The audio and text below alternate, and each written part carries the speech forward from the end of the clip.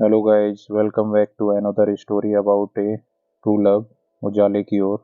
If you love this story, please like, share and subscribe। क्या हुआ दो प्रेमियों का अंजाम। राशि कनॉट प्लेस में खरीदारी के दौरान एक आवाज सुनकर चौंक गई।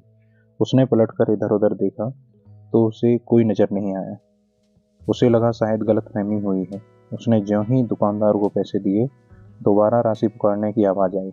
इस बार वह घूमी तो देखा कि धानी रंग के सूट में लगभग दौड़ती हुई कोई लड़की उसकी तरफ आ रही थी।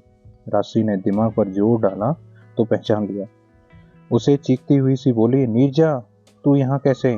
दरअसल वह अपनी पुरानी सखी नीरजा को सामने देख हैरान थी। फिर तो दोनों सहेलियां यों गले मिली मानो कब की बिछड़ी हों। हमें बिछड़े पूरे 5 साल हो गए हैं, तू यहाँ कैसे? नीरजा हैरानी से बोली। बस एक सेमिनार अटेंड करने आई थी, कल वापस जाना है। तुझे यहाँ देखकर तो विश्वास ही नहीं हो रहा है। मैंने तो सोचा भी नहीं था कि हम दोनों इस तरीके से मिलेंगे। राशि सुखद आश्चर्य से बोली, अभी तो बहुत सी बातें करनी है। तुझे कोई जरूरी काम तो नहीं है? चल किसी कॉफी हाउस में चलते हैं। नहीं राशि, तू मेरे घर चल, वहां आराम से गप्पे मारेंगे। अरसे बाद तो मिले हैं, नीरजा ने कहा। राशि नीरजा से गप्पे मारने का मोह छोड़ नहीं पाई। उसने अपनी बुआ को फोन कर दिया और कि वह शाम तक घर पहुंचेगी। तब तक नीरजा ने एक टैक्सी रोक ली। बातों ही बातों में कब नीरजा का घर आ गया पता ही नहीं चला। अरे वाह नीरजा, तूने तो दिल्ली में फ्लैट ले लिया।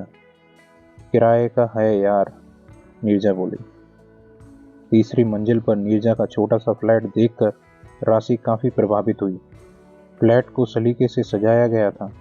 बैठक गुजराती शैली में सजा था। नीरजा शुरू से ही रिजर्व रहने वाली लड़की थी, पर राशि बिंदास व मस्त मौला थी। स्कूल से कॉलेज तक के सफर के दौरान सहेलियों की दोस्ती परवान चढ़ी थी। राशि का लखनऊ में ही मेडिकल कॉलेज में दाखिला हो गया था और नीरजा दिल्ली चली गई थी। शुरू शुरू में तो दोनों सहेलियां फोन और पत्रों के माध्यम से एक दूसरे के संपर्क में रहीं। फिर धीरे धीरे दोनों ही अपनी दुनिया में ऐसी उलझी कि सालों बाद आज मुलाकात हुई।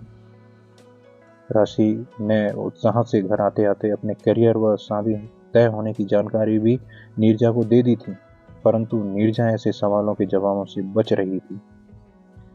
राशि ने सोफे पर बैठने के बाद उत्साह से पूछा, नीरजा, शादी के बारे में तूने अब तक कुछ सोचा या नहीं?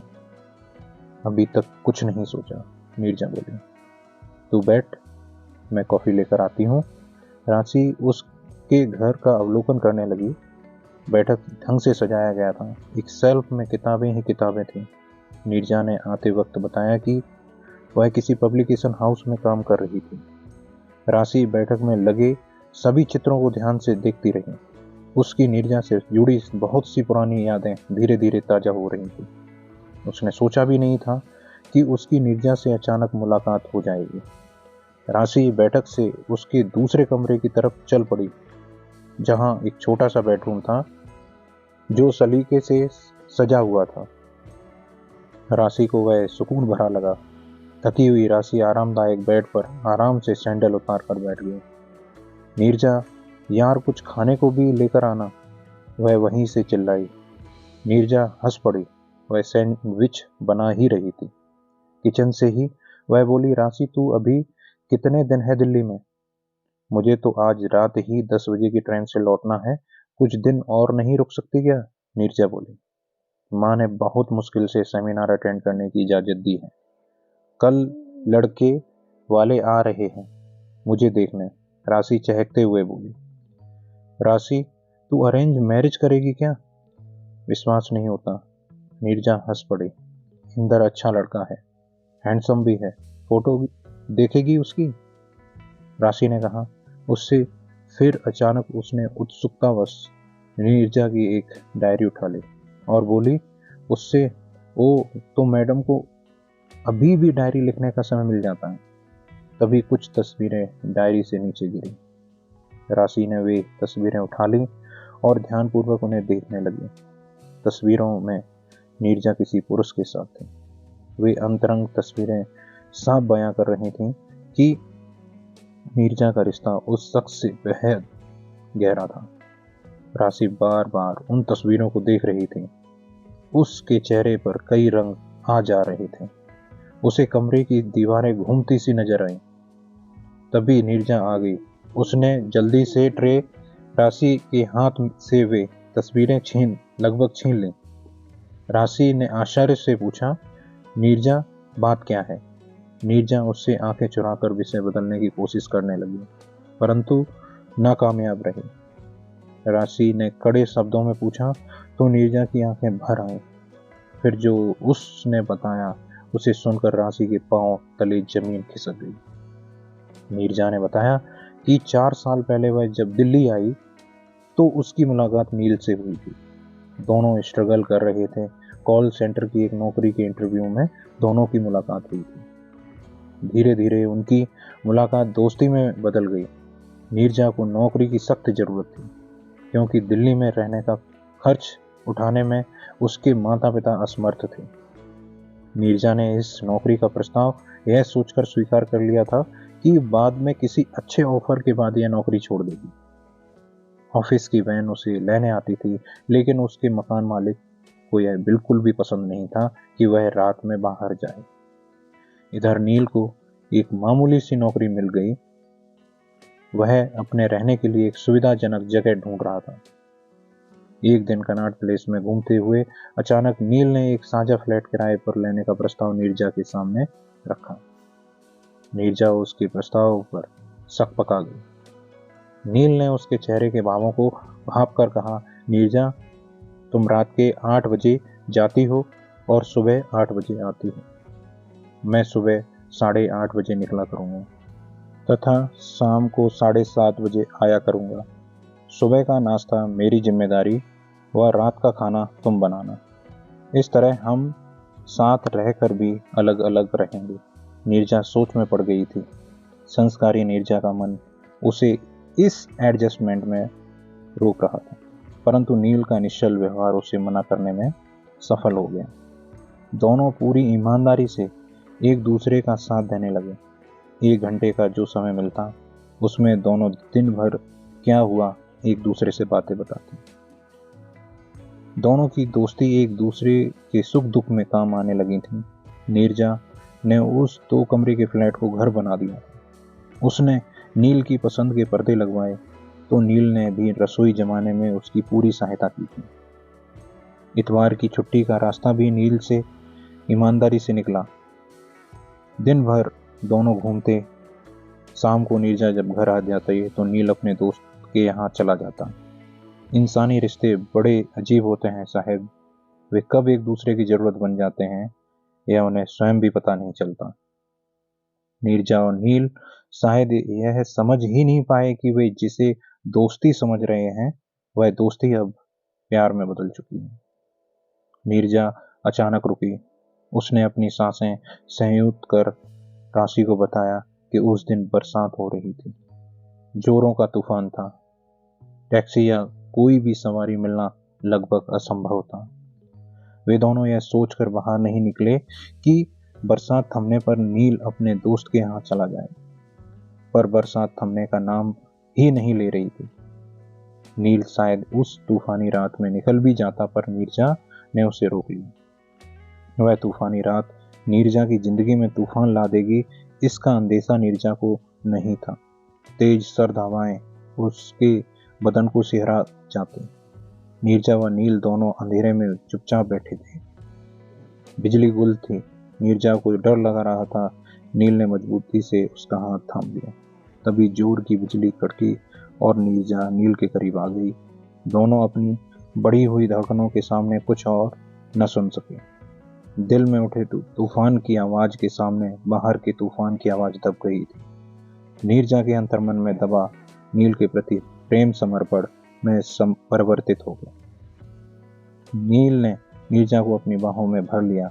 नीरजा प्रतिकार नहीं कर पाई। दोनों अपनी सीमा रेखा का उल्लंघन यूं कर गए मानो फंती नदी आसानी से बांध तोड़कर आगे निकल गई है। तूफान सुबह तक थम गया था। लेकिन इस तूफान ने नीरजा की जिंदगी बदल दी। नीरजा ने अपने इस प्रेम को स्वीकार कर लिया था। नीरजा का प्रेम अमर बेल सा चढ़ता गया। उसके बाद किसी भी रविवार को नील अपने दोस्त के यहाँ नहीं गया। नीरजा को नील के प्रेम का बंधन सुरक्षा का एहसास कराता था। एक दिन जब नीरजा ने नील को प्यार करते हुए कहा, हमें अब शीघ्र विवाह कर लेना चाहिए। नील ने प्यार से नीरजा का हाथ थामते हुए बोला, नीरजा मेरे प्यार पर भरोसा रखो। मैं अभी शादी के लिए मानसिक रूप से तैयार नहीं हूँ। ऐसा नहीं है कि मैं तुम्हारी जिम्मेदारी उठाने से डरता हूँ, लेकिन इस वक्त मुझे तुम्हारा साथ और सहयोग दोनों ही अपेक्षित हैं। उन दोनों के सीधे सुलझे प्यार के तार उस वक्त उलझने लगे जब नीरजा की बड़ी बहन रमा दीदी व जीजा जी अचानक दिल्ली से आ पहुंचे। नीरजा बेहद घबरा गई थी। उसने नील से जुड़ी हर चीज को छुपाने की कोशिश की, लेकिन रमा दीदी ने वहां लिया था। उन्होंने नील को बुलाया। नील इस परिस्थिति के लिए तैयार नहीं था। रमा ने नील पर विवाह के लिए दबाव भी बनाया, जो नील को मंजूर नहीं था। रमा दीदी को भी उनके रिश्ते का कोई भविष्य नजर नहीं आ रहा था। उन्होंने अपने देवर विपुल के साथ नीरजा की शादी का मन बना लिया था। नील इसे बर्दाश्त न कर पाया। बिना कुछ कहे सुने उसने दिल्ली छोड़ दी थी। नीरजा के नाम एक लंबा खत छोड़कर नील मुंबई वापस चला। नीरजा अंदर से टूट गई थी। उसने रमा दीदी को सब कुछ सच सच बता दिया। उस दिन से नीरजा के रिश्ते अपने घर वालों से भी टूट गए। नीरजा फिर कभी कॉल सेंटर नहीं गई। वह इसका दोष नील को नहीं देना चाहती थी। उसने नील के साथ बिताए लम्हों को एक गुनाह की तरह नहीं, एक मीठी याद बनाकर अपने दिल में बसा लिया। कुछ दिनों बाद उसे एक पब्लिकेशन नौकरी मिल गई। वह दिन भर किताबों में डूबी रहती ताकि नील उसे याद ना आए। उम्मीद का एक दिया उसने अपने मन के आंगन में जलाए रखा कि कभी न कभी उसका नील लौटकर जरूर आएगा। उसका अवचेतन मन शायद आज भी नील का इंतजार कर रहा था। इसी कारण उसने घर भी नहीं बदला। हर चीज वैसी ही थी जैसे नील छोड़कर गया था। नीरजा का अतीत एक खुली किताब की तरह राशि के सामने आ चुका था। वह हतप्रभ बैठी थी। रात 10 बजे राशि की ट्रेन थी।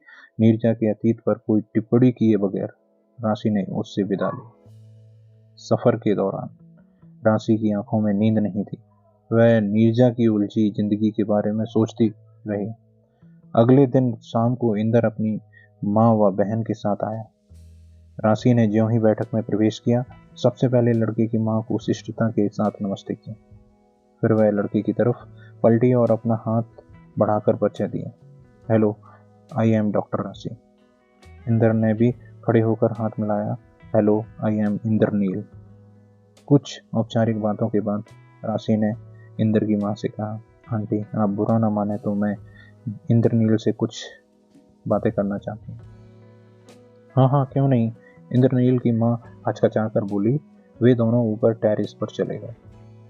कुछ चुप्पी के बाद राशि बोली, मुंबई से पहले तुम कहाँ थे? अचानक इस प्रश्न से इंद्रनील चौंक उठा।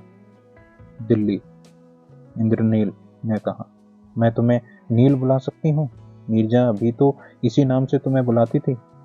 राशि ने कुछ तल्ख आवाज में कहा। इंद्रनील के चेहरे के भाव अचानक बदल गए। वह चौंक गया था, मानो उसकी चोरी पकड़ी गई हो। राशि आगे बोली, तुमने नीरजा के साथ ऐसा क्यों किया? अच्छा हुआ कि तुमसे शादी होने से पहले मेरी मुलाकात नीरजा से हो गई। तुम्हारी फोटो नीरजा के साथ ना दिखती तो पता ही नहीं चलता कि तुम ही नीरजा के नील हो। नील के पास कोई जवाब न था। वह हैरानी से राशि को देखे जा रहा था, जिसने उसके जख्मों को कुरेद कर फिर हरा कर दिया था। लेकिन तुम नीरजा को कैसे? आधी बात नील के हलक में ही फंसी रहेगी, क्योंकि नीरजा मेरे बचपन की सहेली है। राशि ने कहा। नील मानो आकाश से नीचे गिरा हो, लेकिन वह तो सिर्फ एक दोस्त की तरह। उसकी बात बीच में काटकर राशि बोली, अगर तुम एक दोस्त के साथ ऐसा कर सकते हो तो मैं तो तुम्हारी कुछ भी नहीं। नील, तुम्हें नीरजा का जरा ख्याल भी नहीं आया? कहीं तुम्हारी यह मानसिकता तो नहीं कि नीरजा ने शादी से पहले तुमसे संबंध बनाए? अगर तुम्हारी यही सोच है तो तुमने मुझसे शादी का प्रस्ताव मानकर मुझे धोखा देने की कैसे सोची? जो अनैतिक संबंध तुम्हारे लिए सही है वह नीरजा के लिए गलत कैसे हो सकता है? तुम नीरजा को भुलाकर किसी और से शादी के लिए कैसे राजी हुए? नीरजा आज तक तुम्हारा इंतजार कर रही है। कुछ चुप्पी के बाद नील बोला, मैंने कई बार सोचा कि नीरजा के पास लौट जाऊं, लेकिन मेरे कदम आगे ना बढ़ सके। उसके पास वापस जाने के सारे दरवाजे ने खुद ही बंद कर दिए। नीरजा आज भी तुम्हारा शिद्दत से इंतजार कर रही है। जानते हो नील, जब मुझे तुम्हारे और नीरजा के संबंध का पता चला तो मुझे बहुत गुस्सा आया था। फिर सोचा कि मैं तो तुम्हारी जिंदगी में बहुत बाद में आई हूं, पर नीरजा और तुम्हारा रिश्ता कच्चे धागों की डोर से बहुत पहले ही बन चुका था। अभी देर नहीं हुई है नील, नीरजा के पास वापस चले जाओ। मैं जानती हूं कि तुम्हारा दिल भी यही चाहता है। जिस रिश्ते को तुम सालों साल पहले छोड़ आए थे, उसे जोड़ने की पहल तो तुम्हें ही करनी होगी, राशि ने नील को समझाते हुए कहा। नील कुछ कहता इससे पहले ही राशि ने अपने मोबाइल से नीरजा का नंबर मिलाया। हेलो राशि, नीरजा बोली। तो जवाब में नील की भीगी सी आवाज आई, कैसी हो नीरजा? नील की आवाज सुनकर नीरजा चौंक गई। नीरजा, क्या तुम मुझे कभी माफ कर पाओगी? नील ने गुजारिश की तो नीरजा की रुलाई फूट पड़ी। उसकी सिसकियों में नील के प्रति प्यार, उलाहना, गिले शिकवे, दुख, अवसाद सब कुछ था। बस अब और नहीं नीरजा, मुझे माफ कर दो। मैं कल ही तुम्हें लेने आ रहा हूं। रोने से मैं तुम्हें नहीं रोकूंगा। मैं चाहता हूं तुम्हारा सारा गम आंसू बनकर बह जाए, क्योंकि उनका सामना शायद मैं नहीं कर पाऊंगा। फोन पर बात खत्म हुई तो नील की आंखें नम थीं।